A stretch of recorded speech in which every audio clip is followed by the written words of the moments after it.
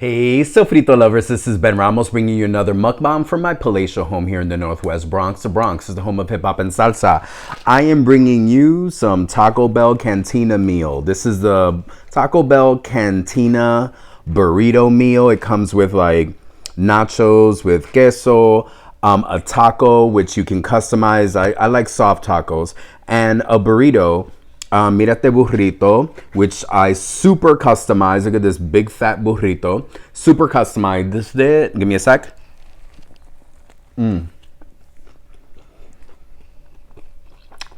It's chicken.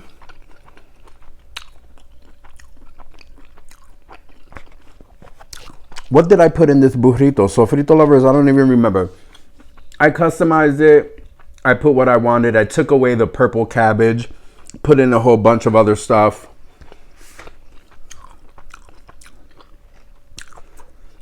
Taco Bell Cantina meal. It's cheap. It's customizable. Tengo hambre.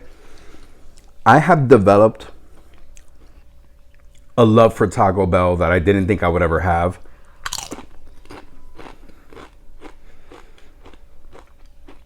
Some people might say, Ben, you don't like Mexican food? I love Mexican food, but I haven't always liked Taco Bell because, you know, this ain't Mexican food. This is Mexican inspired. This is Mexican-ish.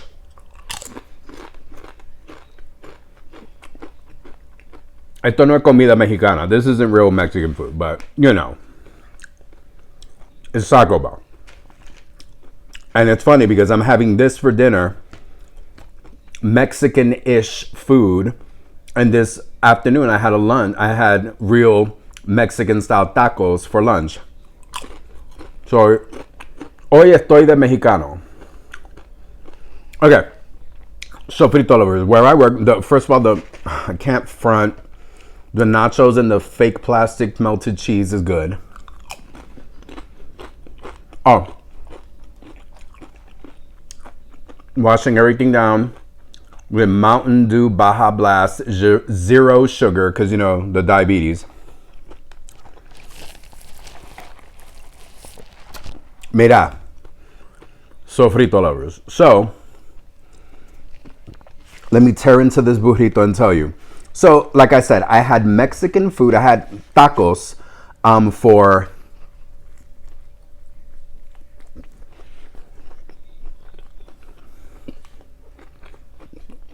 lunch, right?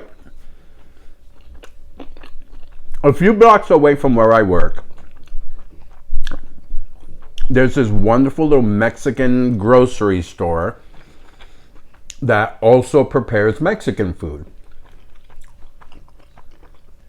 Mexican lunches. They make tortas, which are a type of Mexican sandwich, semitas, which are also a form of Mexican sandwich, tacos, burritos, enchiladas, all that good stuff. It's not a full-fledged restaurant because it's a grocery store. They sell products there. A lot of Mexican products. Mexican community is growing leaps and bounds in New York City, especially in the Bronx. So we are blessed with a few Mexican tienditas.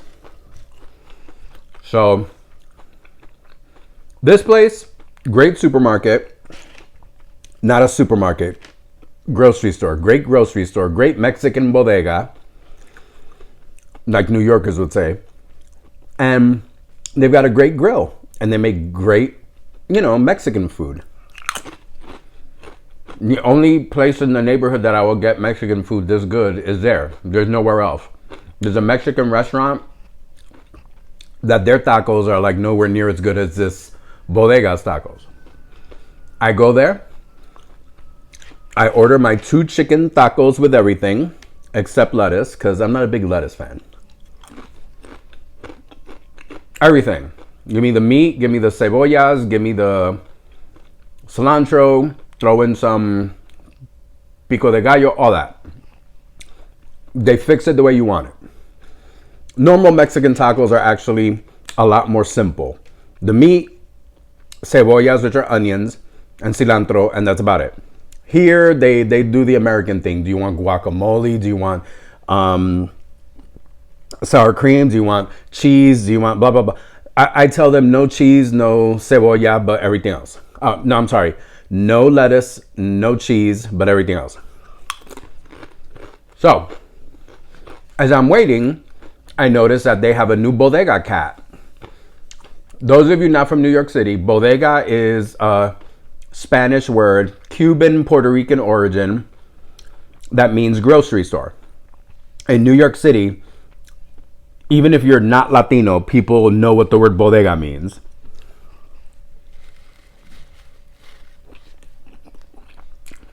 It's like a New Yorkism. Many people use the word bodega and they don't even know that it's Spanish. And a bodega cat, a cat that lives in your grocery store. That's like a New York tradition, a New York thing. I've never seen a bodega cat outside of New York City. Beautiful bodega cat. Kind of like an adolescent cat. Like it looked like it could be a kitten, but it's definitely not grown. So I'm loving the bodega cat. I am not an animal lover. I am not. But I have to admit the cat was cute. I was bored. They take their time making their tacos. So I was like, let me kill some time. Let me play with this cat. So I'm also very cautious with animals that I don't know. I really am. I'm not someone who walks up and pets a dog and pets a cat. I'm not. So I'm keeping my distance, calling the cat to me, saying hi, being friendly. But I'm also like, I don't want to get too close because cats can, watch the internet. Cats can be territorial and cats can be very clear, like, don't touch me, or, the FAFO, F-A-F-O, fuck around and find out. Cats are the epitome of that.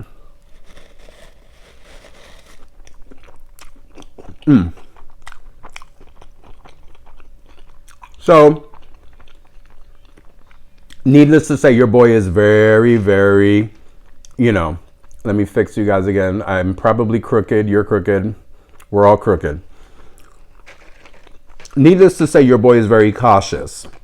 I'm not trying to pick up the cat, not trying to touch it. I just want to play with it a little bit, call its attention.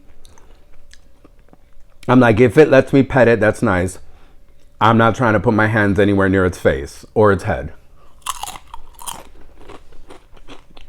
Cats are ferocious when they want to be. I'm playing with the cat. I'm trying to get it to pay attention to me. It does. It meows. It looks cute. I kind of want to pet it. I'm kind of like, The lady that took my order, who's, the cashier, was like, you can pet him. He's sweet. He's nice. And I'm like, oh, that's nice. Well, maybe not. I don't know. So she starts talking to me about the cat. And I start recognizing that this isn't just, why are you giving me the cat's bio? I don't care. Make me my tacos. But,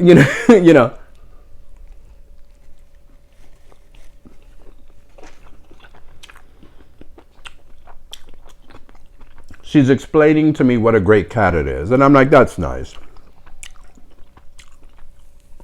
They must all love their bodega cat. Up until I start recognizing that I'm not just making small talk with the cashier. She's pitching me why this is a great cat. I'm like, wait a minute. I feel like somebody's trying to set me up for a buy. Then the question comes in, do you own a cat? No. Do you want to own a cat? No. But he's so sweet. He's so nice. He's so well behaved. He's really good at getting mice. Blah, blah, blah. Now, I am a bodeguero's son. I grew up in a bodega. My father owned a bodega. My father had a bodega cat for a while. Why do you have bodega cats? Because they're cute, they're fun, they take care of vermin for you. So, of course, I'm like, oh, great to know you have a bodega cat that's, really good at catching the mice as, my tacos are being made a few feet away. Gotta admit, it is a little bit like, oh, great, all the mice running around everywhere. So, I'm putting two and two together and I'm not, coming up with four and not happy about it. Wishing that I had not continued this discussion. But yeah, homegirl goes into overdrive about how great this cat is, and this cat needs a real home, and it's sad that it lives in the bodega.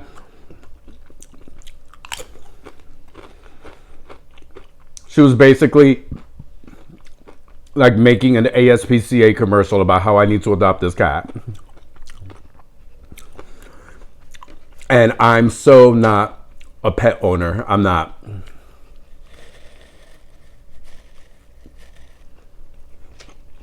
Again, I don't hate animals, but I'm not an animal lover either.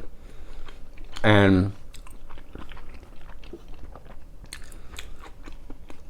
ain't no way I'm walking out of there with a cat. But she's, she went from, chopping it up with me, shooting the shit. Now she's in full like adopt this cat mode.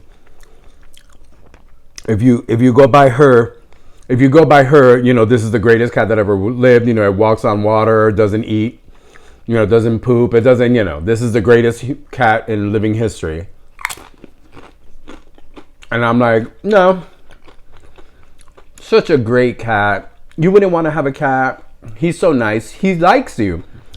Meanwhile, the cat has been looking at me and interacting with me, but there's absolutely no proof that he likes me. Hasn't even let me pet him. Doesn't come near me to get pet. I'm like, really? The cat likes me despite the fact that he's not really paying that much attention to me?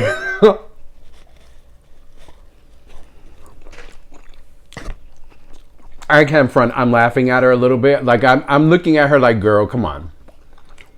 Nena, por favor. I know what you're doing. You're trying to sell me this cat. And she's like, no, but he's such a great cat. And I'm like, right.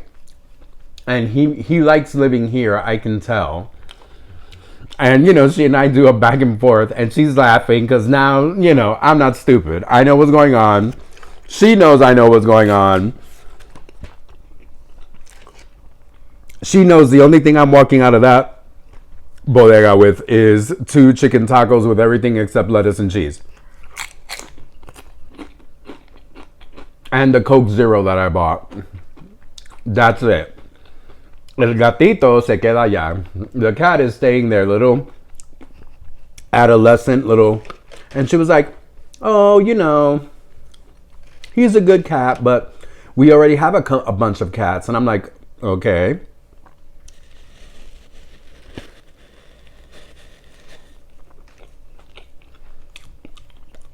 We want to give him away to someone who will love him and take care of him and who the cat wants to go home with. And I'm like, that's all very admirable. That's great. Yeah, I agree. If allegedly you have so many bodega cats, which I go there all the time and only seen this cat once or twice. I don't know what all these cats are that she's talking about. Where they are, whatever. So,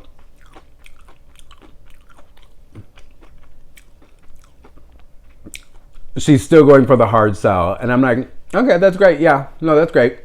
Yeah, get the cat. Definitely the cat should go to someone who wants it. And I was telling her, yeah, I'm sure there's a whole bunch of these little doñitas, these old little Mexican ladies that come here to buy all the time. And I bet some of them would love cats. And, I'm already giving her I'm giving her alternatives to, to cat ownership other than me. And she's laughing. And I think finally she realizes this is not going to happen. No gato for me, no cat. But I have to admit, after we all laughed it off and I paid for all my food, and I finally was able to get close enough and brave enough to try to pet the cat let me touch it for a hot second and went running away. She kind of looked at me and was like, you're regretting this decision. And I was like, no, not really, not at all. I'm like, no, honey, no. You are reading the room wrong. But as I walked away, I left the bodega, I walked away. I was like, damn, she's right. I was like, there is a part of me that would have loved to have had a cat. Again, not a cat person. I don't want any pets. I don't want to be responsible for feeding, cleaning, doing anything. So anyone else other than myself and my husband, not that I clean my husband, but you know, I'm only responsible for me and helping David out when he needs my help. But like there was this small like 2% part of me that was like having a little gatito would have been cute. So she was relentless and ruthless, but she was going for the hard sale with this cat. And I was able to deflect as much as I could. But it would have been cute. I like it in theory, not in practice. You got to pay for it. You got to take care of it. You have to get pet insurance. You got to do all this stuff. Honestly, the only animals I really love are the ones that I can put in a pot or in an oven and cook and eat. There's no space in this house for a cat. I mean, I've got chicken in the freezer, pork in the freezer, beef in the freezer. Come on. There's no room for any live animal. But I have to admit, once again, for the third or fourth time, there was a very small 2%, maybe 1.5% part of me, maybe 3%, that thought like,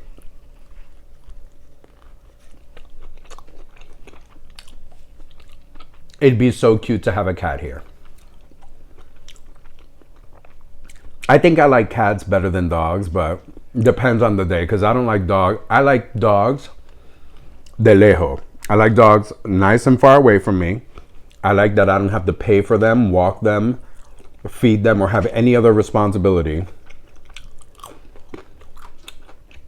I like other people's dogs. I like seeing other people's dogs. During dismissal in my after school program, there's certain parents and families that bring their dog, walk their dogs over to the school so they can pick up their kids.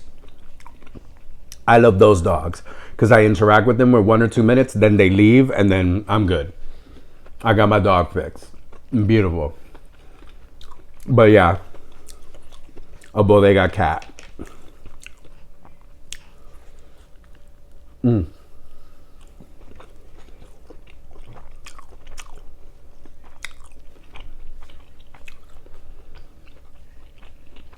If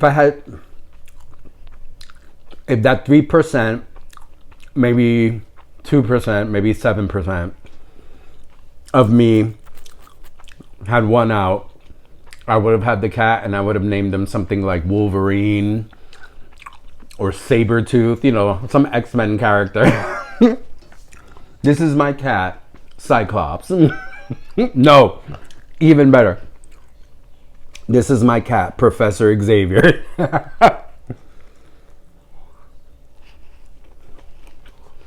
Yep, Professor Xavier. That would be dope. The leader of the X-Men, the teacher. My cat, Professor Xavier. That's if I had let that 2%, 3%, 7%, 15% part of me that wanted that cat, win. But my wonderful husband, David, not a cat lover at all. Not at all. He loves those little nasty little lap dog, yapping little gross dogs. Like those little dogs that yip yap. The type of dog that real dogs look at and laugh at. You know what I'm saying? Yippy yappy, annoying Chihuahua, silky terrier, little Pomeranian. Like he likes those little dumbass little dogs. I mean, if I'm gonna get a dog, I want a dog. I want something that resembles a dog, not some little hairball. I once said to David, and he loves this joke, that I said those silky terriers look like wigs. I don't want wigs with legs running around no.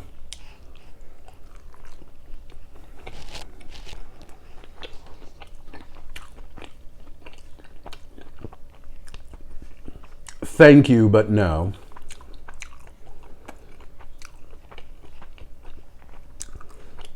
I don't like those little nasty yippy yappy dogs. He, like I said, hates cats. But David loves those dogs, but he's not. David isn't the biggest fan of dogs in the city and dogs in apartments. You know, David grew up in the suburbs, so there was always a backyard, a lot of space, and ability to walk a dog around the neighborhood and it not be such an issue. New York City dogs tend to be small, and they have to be in these small, cramped apartments, and it's not great for dogs. It's not.